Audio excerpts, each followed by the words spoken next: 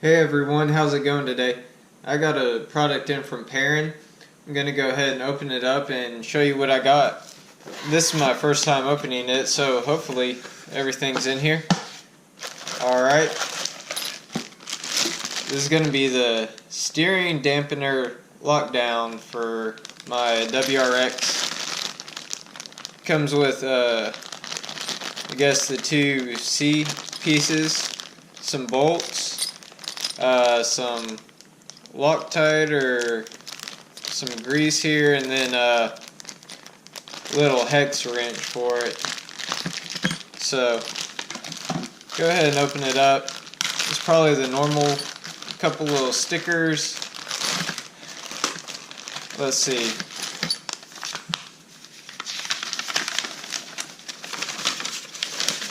We got some instructions for it, so follow those here. And my favorite sticker, the one that goes right in the trash. And these are the ones that I like. Oh, they gave us some big P's this time. That's something new. New to me, at least. So here's the individual parts here. They feel pretty solid.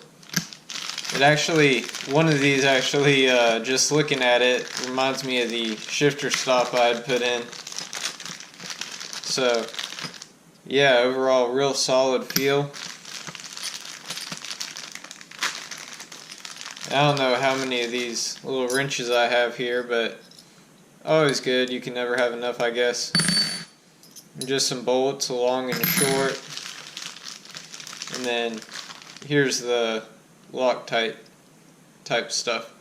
So I'm gonna figure out the best way to approach this and follow up with this video for installation. So I was able to fit my hand down to the dampener area, and for those of you who don't know where the steering column is, let me get my light on it.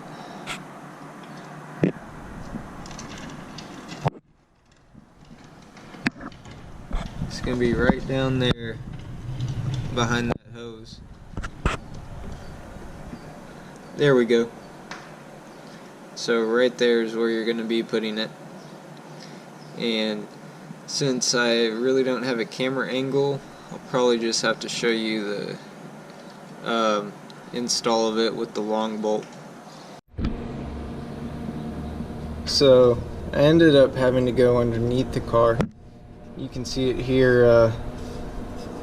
Try to get a little bit better light.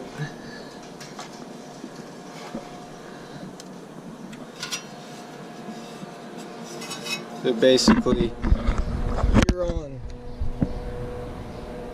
this side here with the Allen wrench, and then right here is the other part of the dampener.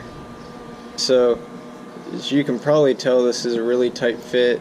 I tried to see if I had a wrench with the correct hex, but I don't. So I'm going to use their supplied Allen wrench here and just slowly just kind of tighten it down. This is the long bolt. Now I have everything locked down. Something I thought that was kind of weird with it was, get this, let me get my hand up here. Where these pieces meet, it doesn't always, or it doesn't go directly together, which I thought was kind of off. And then let me turn it a little bit more. You can see a gap right there where it's not flush against here. But when I tighten it down, it's super tight. So not 100% with this. Okay, so for my previous question, I was tightening it up with the long bolt, and the only thing that I can think of is that the long bolt ran out of thread on it. I'll show you right here. See how it's threaded and then it stops? That's the only thing I could think of, is it hit the end of it and it wasn't tightening down anymore. because whenever I finally put the short bolt in here, it tightened down all the way. The only thing that I see is that there's a little hairline gap right there. Make sure to get some really good light on it. But I think that's a part of it. So definitely feel a whole lot better now with it than I did before. And go ahead and take it for a test drive, then see how it works. So I figured I'd take y'all for a test drive. Go ahead and try it out. My roads around here are actually pretty straight though, so see if I notice any difference at all. May have to go into a neighborhood, but I did notice that my steering wheel was crooked. Actually, my wheels were crooked, but my steering wheel was straight. And then my steering wheel went back into alignment once I started pulling out. So that may have caused a little bit of tension on the line and could have prevented from, I guess, those clamps closing a little bit more. I'll look at it whenever I get back to the house, but just wanted to see really just how it worked.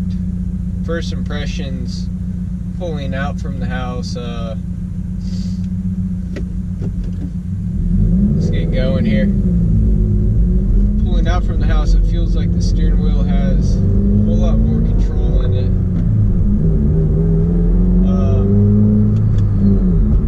It's a little bit hard to explain. It definitely feels different,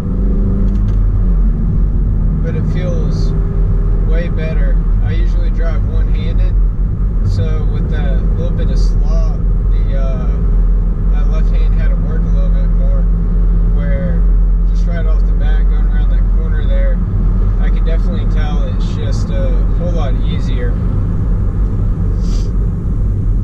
Apart from this new piece, I have the group-in transmission mount, the Perrin shifter stop, and the Perrin shifter bushing.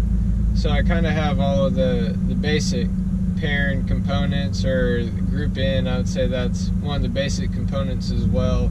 Just upgrading your overall drive from stock to where I am now. It's definitely feels like a different car. Definitely feels a whole lot better too. But get back to you. I'm at a red light now. We'll get going again. Alright, so just turn it. Yeah, it feels as if you're more directly controlled. That's probably the best way to put it is, it feels like the steering wheel has total control of the tires. Almost, if you ever drove like a go-kart or even a golf cart, you know how the steering is pretty sensitive and it almost feels as if you're kind of turning it. So I would maybe describe it a little bit as this experience here, and just even leaning a little bit to the left here on the steering wheel to start pulling to the left a little bit. So it definitely it's taking care of a lot of that slop that I had. Change lanes just to see how that goes. Yeah, it definitely feels like you're more in tune with the driving that's going on.